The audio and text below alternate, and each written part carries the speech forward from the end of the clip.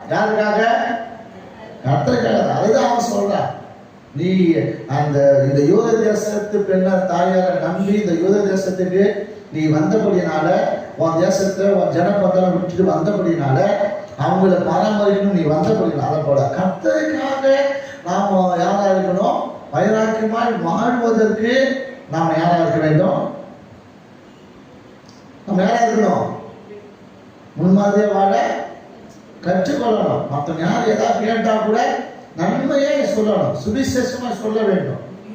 அடா போனா அங்க ஏன் அப்படியேதான் இருக்கு, ஒண்ணுமே மாறல, அல்லேலூயா, ஒண்ணுமே சரியில்லை, அங்க போய் அப்படிதான் இருக்கு, அடா ஏன் போலன்னு இருக்கு, நீ வேற என்ன கேட்கற அப்படின்னு போகல. இவங்க கேள்வி கேட்கறாங்க, போவாஸ் பதில் சொல்றாங்க. உன்னை பத்தி எல்லாம் என் தேசத்து ஜனங்கள் சொன்னார்கள். அலையா சொல்லுவாமா?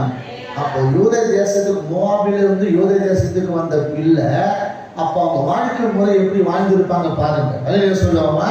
அப்ப அந்த வந்த அப்படியே மாத்திக்கிறேன், அப்படி என்ன செய்யறாங்க? அங்க இருக்கிற வாழ்க்கையை வாழக்கூடாது. அவங்க வீட்டுல எப்படி இருந்தாலும் வாழ்ந்துட்டு வந்திருக்கான், அவங்க அம்மா வீட்டுல எப்படி இருந்தாலும் வாழ்ந்துட்டு வந்திருக்கான், அதை பத்தியே இல்லை. அலையா சொல்லுவாமா? எங்க அம்மா யார் தெரியுமா, எங்க அப்பா யார் தெரியுமா, எங்க அண்ணன் யார் தெரியுமா, என் தம்பி யார் தெரியுமா, யார் அந்ததான் என்ன? அல்லேலூயா. எல்லா நேரத்தில் வந்து நிற்க போறாங்களா? அவங்க உயிரோட பேச, செத்துட்ட பிறகு யாரும் பேச போற?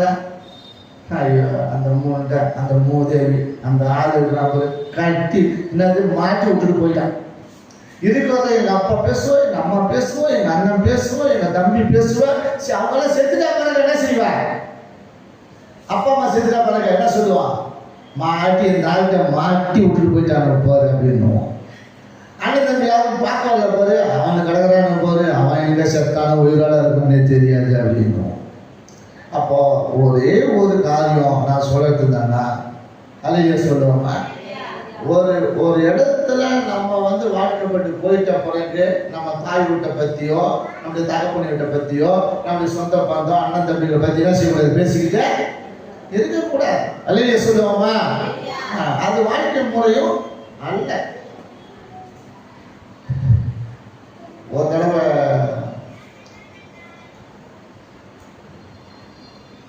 இப்போ இத்தனை எனக்கு 29 வருடங்கள் ஆகிறது திருமணமாகி.